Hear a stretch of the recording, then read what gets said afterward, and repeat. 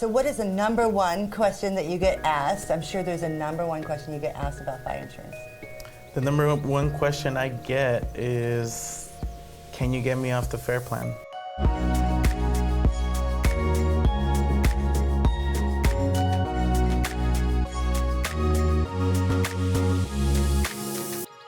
Hello, everybody.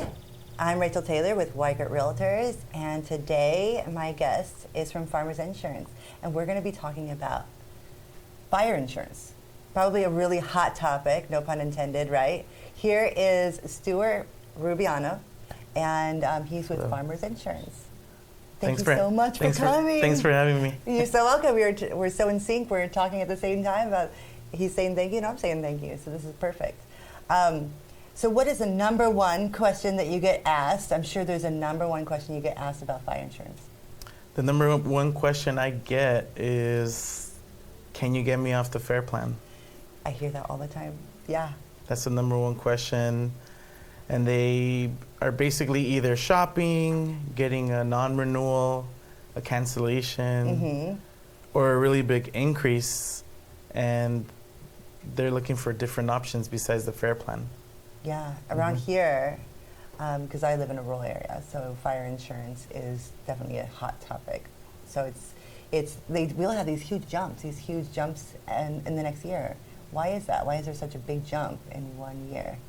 Or they'll have higher, premium, I guess you would call it. So I'd say that the number one reason is because there being so many fires and so many insurance companies paying out losses for structures that were lost during, for example, the Caldor fire, the Dixie fire, Paradise fire, all those fires, they affect premiums. So then what ends up happening is insurance companies go to the Department of Insurance and ask for a rate increase, and then what ends up happening is you get a letter in the mail saying you have an increase.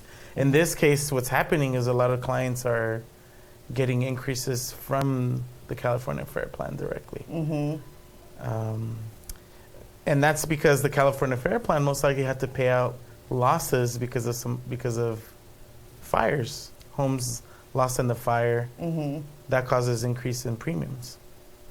Now, question, and most people think because you live in a rural area that you're subject to the California FAIR plan no matter what.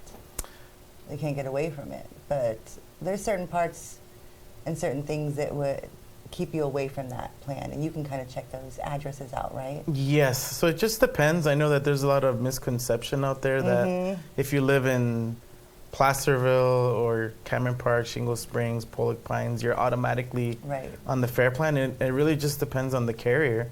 Or if you live right next to a fire hydrant, then you don't have to have the California FAIR plan. Or if you're so many feet away from a fire station, that you don't have to be on the FAIR plan. These are some of the things that I've been hearing. Is any of that true, or can you debunk any of these? Definitely. So based on my experience, what I'd say is sometimes even if there is a fire hydrant and you are under 5 miles to the nearest man station, if there's a lot of brush in your area, meaning a lot of trees, a lot of fuel is trees and brush and all that stuff. If there's a lot of it, it's not going to make a difference. They're still going to put you on the FAIR plan. But it's not always the same for different companies. There's some companies that have different underwriting guidelines, and maybe I wouldn't be able to do it through Farmers, but maybe there's a company out there that could offer you a policy without the FAIR plan. It just depends on the distance to a fire station, the fire hydrant, and the brush score. So it just depends. Every company is different with their underwriting guidelines. And then sometimes if there's like a slope or things like that. Definitely too. In my experience, I could say that properties that have a steeper slope and limited access, meaning maybe there's only a one-way road there. Maybe it's a paved road. Maybe it's a cul-de-sac. That's not going to help you when it comes to insurance. It's actually going to cost a lot more money. And also, another thing that does affect the premium is not being part of a fire district. So that could affect the rate as well. And most homes that aren't part of a fire district, Mm-hmm. they do have high premiums for the insurance. I know it's scary to always hear high premiums, and we're already paying so much for gas and with everything else with the inflation right now.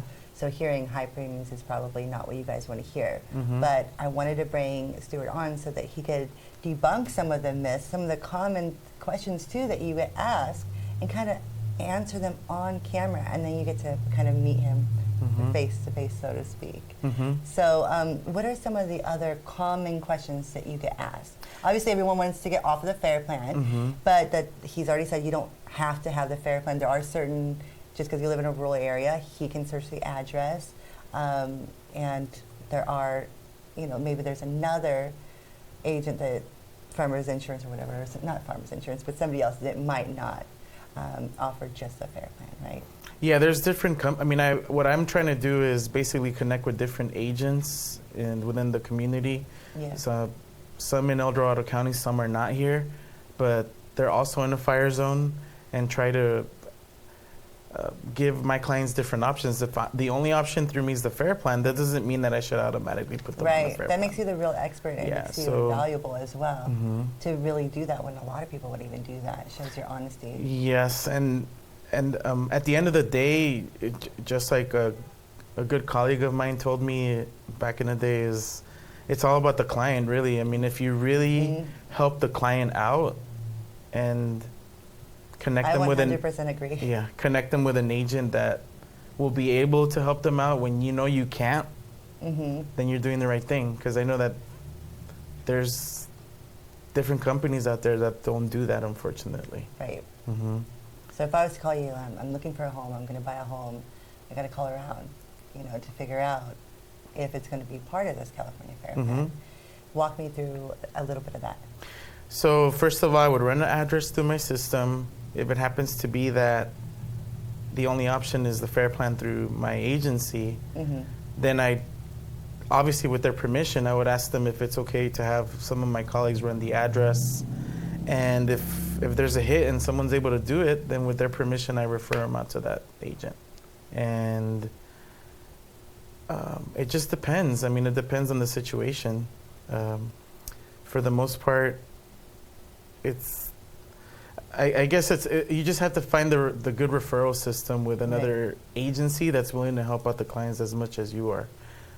Which is actually pretty rare. It is pretty rare. And going back to what you said earlier, one good thing, one misconception is that I have clients calling me and they tell me, why do I have to be on the FAIR plan if I maintain my property and make it fireproof and create a barrier around my property and have a water tank on the property?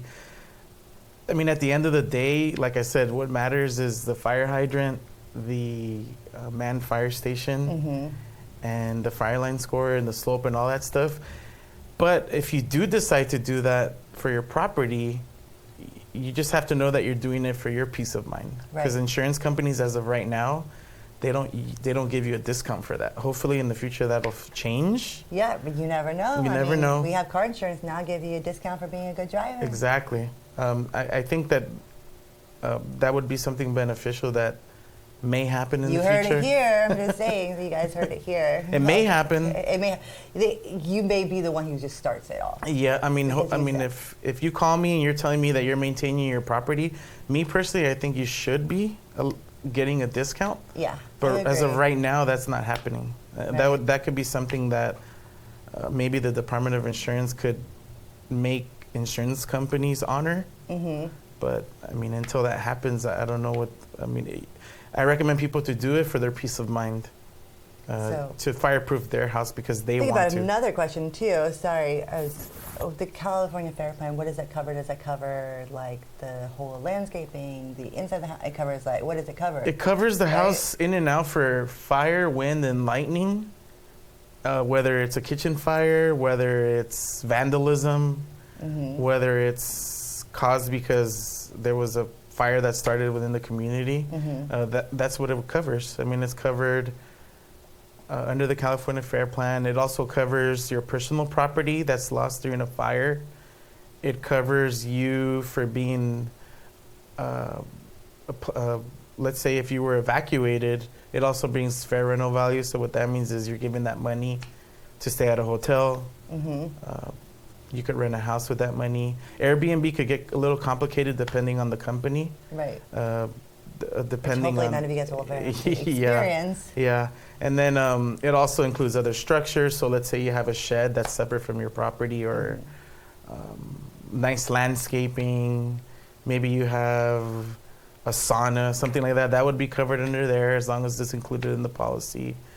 And it also includes debris removal. So if there was a fire, that would be obviously after a fire, there's chemical waste that's left behind. There is. They have to test the soil. That, but most importantly, that debris removal needs to be part of the policy so that the client doesn't have to pay that out of pocket, and they remove all the debris and get rid of it. So it's not always included as part of the policy? I've seen policies where it's not included, unfortunately. Wow. So it's all how the policy is being written, right? I'd say, yeah. Absolutely. It depends if, as long as it's written correctly and there's a total loss, the client doesn't have to worry. They'll have a check to be able to rebuild. That's good to know. Yeah, that's the number really one thing. good to know. Yeah, you don't want to overinsure or underinsure. You just got to have a nice, I would say, like a cushion, like in the middle ground. Medium that's gonna, you know, like, well, do you care about your landscaping? Okay, then that's, yes, that kind of stuff. All right, really good to know. Give me one more before we let you go. Give me one more of these myths. Debunk one more. One more, I'd say. Or you can tell me a story, whichever one you want. I'd say one more would probably be people sometimes they don't understand that when you write a policy, the dwelling amount's not going to be the same thing as, let's say, market value. We all know that if you sell your house today, right, and I'm telling you it's going to cost $650,000, and as an example, to rebuild your house, that doesn't mean that that's what your house is worth. Because when you sell your house, it's going to include the land, the location, the safety of the area, the schools, all that's going to be included in that cost per square foot when you sell your house. Right. But when you rebuild it, it's only including the dwelling itself. That's it. That's it. So I guess that's one misconception that we get a lot. Clients tell me, well, why are you only insuring it for this amount if my house is worth this much? The cost to rebuild. Yeah, it's not the same as market value. Yeah, so that's one thing that I get all the time. People tell me, well, you underinsured my house. And then I have to clarify that market value is not the same thing as rebuilding your house. Do you think that's a reason why people are over-insuring? That could be one of the reasons why. They're thinking, oh, well. One thing that as an agent, if a client comes back to you and tells you, I need you to increase the coverages to this amount, the right thing to do is, if they want you to increase it, you could increase it, as long as you let them know that there really isn't a need for you to add that extra cushion because it's properly insured already. Yeah. So if they want to pay extra for that, they could do that and request that as a client. That's a really good myth that you just debunked. Yeah. A really, really good one. Yeah. All right. Well, if you guys have any questions, I'm going to leave his information, and feel free to contact him. He is an open book.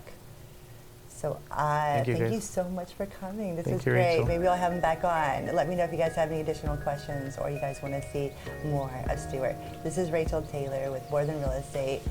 Bye.